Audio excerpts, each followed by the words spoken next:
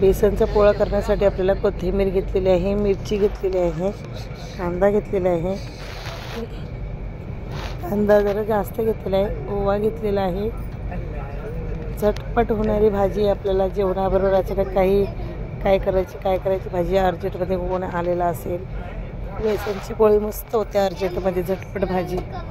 आपण जर तांदळाचं पीठ घेतलेलं आहे, चवीप्रमाणे मीठ घेतले, कांदा थोडा जास्त घ्यायचा, मग छान बनतो, टेस्टी आणि कुरकुरीत मस्त होतो।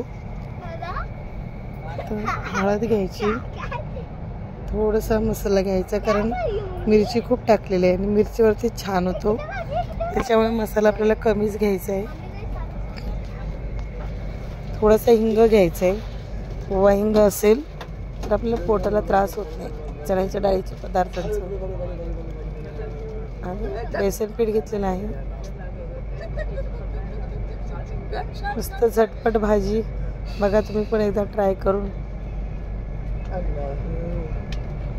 भिजवून असं पातळ करायचं आपल्याला, जास्त घट्ट नाही ठेवायचं। तेल टाकून तवा गरम झाला तर आता पातळ ते टाकायचे, हाताने असं सगळं बाजूला करायचं, ते साईड टाकलेलं आहे एका ठिकाणी ते सगळीकडे पसरवून घ्यायचे पातळ असं, आणि पातळ असेल तर छान लागते, ते कुरकुरीत होतं, जाड मग आतमध्ये पचलं जात नाही। सगळीकडून सारखं असं पूर्ण तव्याला करून घ्यायचं, ते पातळ घालायचं एकदम, जाड आतमध्ये पचलं जात नाही, मग आपल्याला पातळ करायचं।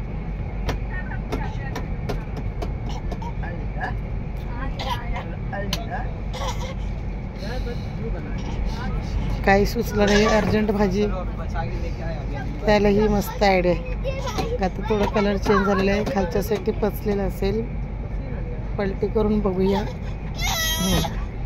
मस्त कलर आलेला आहे। भाकरी बरोबर पण खाऊ शकता, चपाती बरोबर, आणि जेवण पूर्ण असेल तेव्हाही छान, मस्त गरम गरम तर छानच लागतं। अजून झटपट होणारी भाजी, काही त्रास नसताना मस्त शॉर्टकट भाजी, मस्त कुरकुरीत गरम गरम छान लागतं, बघा एकदा तुम्ही ट्राय करून। मस्त पातळ पोळ्या झालेला आहे आपला बेसनचा, कमेंटमध्ये नक्की सांगा, करा एकदा।